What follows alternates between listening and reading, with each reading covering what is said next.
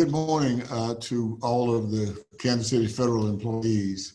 I know that you are accustomed to having these kinds of programs, these kinds of celebrations in person. This COVID-19 has been devastating in so many ways. It has damaged the ability of families to get together.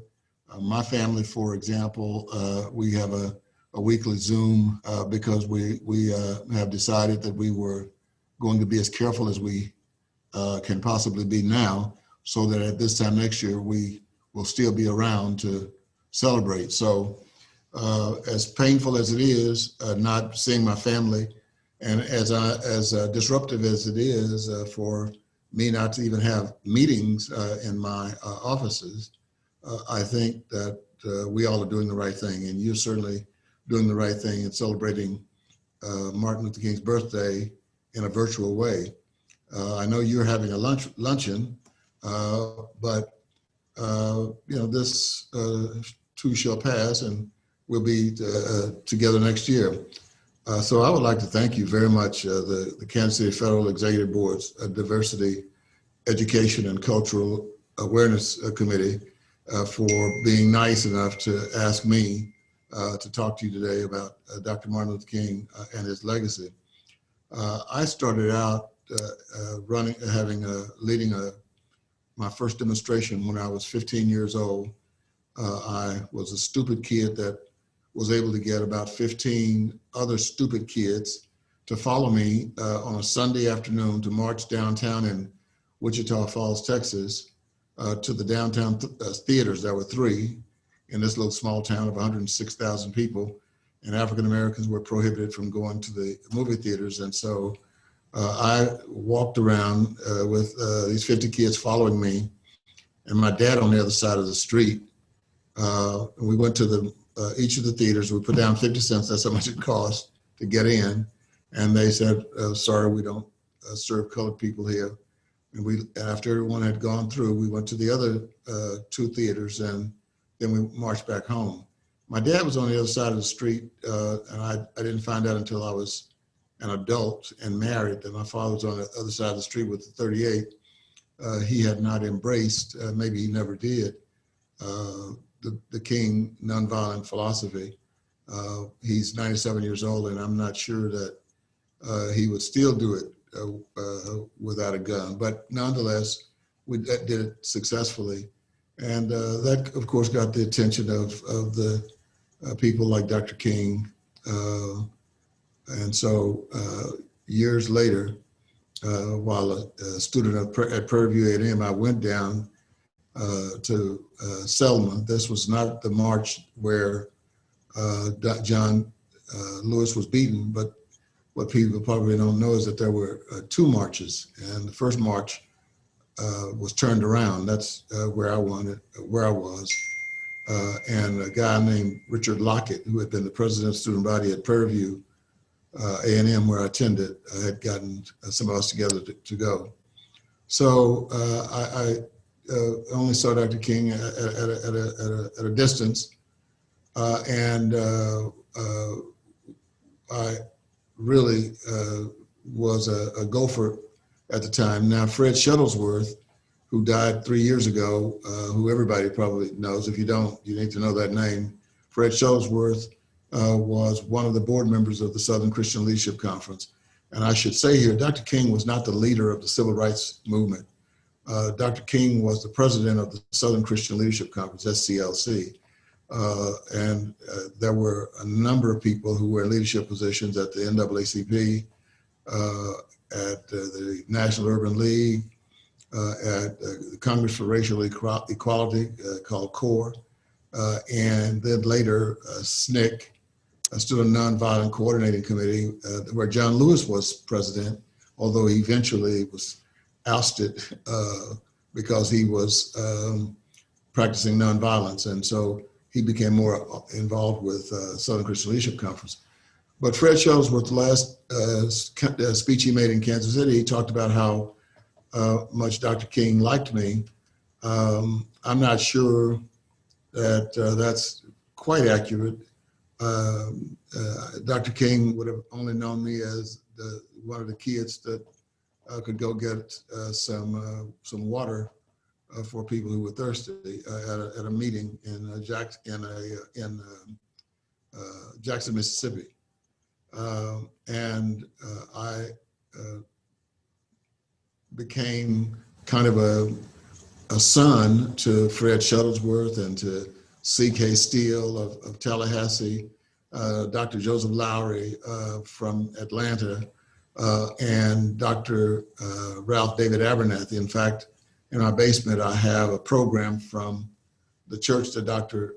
Abernathy pastored where he referred to me as his Silas. And Silas was a student of the great disciple, Apostle Paul. And so he was saying I was one of his students, which is true, as I was of Fred Shuttlesworth and most particularly Dr. Joseph Eccles Lowry. And Dr. Abernathy became the president after Dr. King was assassinated. And so it was Dr. Ralph Abernathy that commissioned me when I decided to come to Kansas City to start the chapter of the Southern Christian Leadership Conference. So I started that chapter that is still in existence at the request of Dr. Ralph David Abernathy, who, by the way, was Dr. King's closest personal friend. And Dr. King at one point, you're talking about inspirational, at one point, Dr. King told Dr. Abernathy, he said, look, if something happens to me, I want you to take over the reins of the SCLC. Dr. Abernathy said to him, look, Martin, if something happens to you, it's going to happen to me as well, because I'm going to be by your side for as long as this is necessary. And history will record that Dr. Ralph Abernathy was out on the balcony with Dr. King on April 4th, 1968, just before they went in to eat lunch. But history also records that Dr. Abernathy went back into the room from the balcony, and Dr. King remained out there talking to the band director who was going to be playing music that night at the rally, and the choir director. The last words he said was, I want you to sing Precious Lord, and I want you to sing it pretty. And that's when the shots rang out. Dr. Abernathy was indoors, and as Dr. King had requested, immediately after the funeral, Dr. Abernathy called the board together, and they all voted unanimously for him to chair the Southern Christian Leadership Conference, or to become the president. And then Dr. Joseph Eccles Lowry became the chair of the board. And then later, Dr. Abernathy died, natural causes. I think he had a stroke. Then Dr. Joseph Lowry became the head of the Southern Christian Leadership Conference. And Dr. Lowry died this past year, and I'm still very close with his family, and we were unable to have a funeral because of COVID. He was 97 years old. Dr. King was a prophetic person, and he said something that I use right now when people tell me how much difficulty it is right now. He said that the only time we can see the stars is in the darkness of night. And what he was suggesting is that when things are dismal, when things are dark, when things are dangerous, that is the time that we have our greatest vision of what should be. And I certainly have, like all of you, gone through the darkness of this period where we not only had the COVID-19, we had the racial reckoning that occurred and still is occurring in this country, began last summer, and then the COVID crisis. I mean, this is almost as if we were hit by a plague, but I keep listening to the words of Dr. King, that the only time we can see the stars is in the blackness of night. And that's when we have to strain to see our way out of this. And to see what we can accomplish when this is all over. Look, when Dr. King was shot on the balcony of the Lorraine Motel, we had two members in Congress who were African American, Adam Clayton Powell, and a young attorney from Detroit, John Conyers. Two. Today we have 61 members of the Black Caucus. There are 39 HCC members, Hispanic Congressional Caucus members. And here we had, at the time, nobody would have ever believed that we'd have over 60 people, or 6 for that matter, people of color.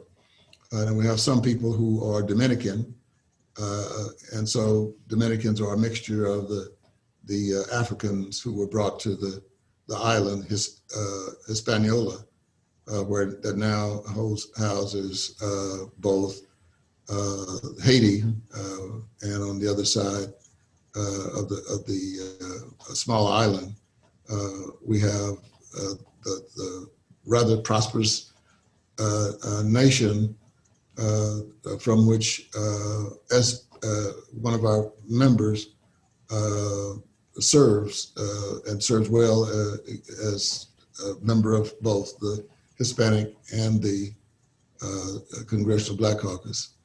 The movement did not end, and it's still going on today. We have to continue to push for human rights and civil rights. And Dr. King believed in rights for all, that we had to battle to assure the rights of all people who've been pushed aside, whether they were people, LGBTQ people, whether they were Asians who were imprisoned wrongly in this country, and who even though they were citizens, were put away in essentially concentration camps in the United States of America. I've been to the border on 3 occasions over the last 2 years, and I've seen brown kids in cages. I have seen families living in squalor, hoping to get a chance to come to the United States. I have had the painful opportunity to listen to women who didn't speak English and who thought that they were getting some kind of medical treatment on the border, and their reproductive organs were removed. There have been some horrible things that have taken place in our country, and so as long as one person is being pushed aside, as long as there's one individual who is being damaged, the civil rights community must remain alive. I hope that by the time I'm ready to leave this place, when I move past my sunset years into those final moments, I hope that I can close my eyes knowing that my children and that my grandchildren are living in a nation where bigotry based on anything other than character and personality has been squashed in the United States. And so as I close, I want to just say how fabulous it is that you would choose to remember Martin Luther King, a young man who was so outstanding that he was allowed to enter Morehouse College at the age of 15. So I tell people all the time, and even his son, I joke with Martin Luther King III, that his father was a high school dropout. He was able to enter into Morehouse College when he was 15 years old. He changed his name from Michael to Martin after his dad, who was named after the great German theologian, Martin Luther. And so this boy man goes to college early, graduates from Morehouse, and then he goes and gets his Master's of Divinity at Crozier. Then he goes to Boston University for his PhD. He was a remarkable man, one of the most powerful speakers I have ever listened to in my life, and I've heard them all. I've heard all of the great men of thunder, the great women preachers. I've not heard anybody in my lifetime, and I have not even read about anybody who could match the eloquence and power of Martin Luther King Jr. Thank you for having me.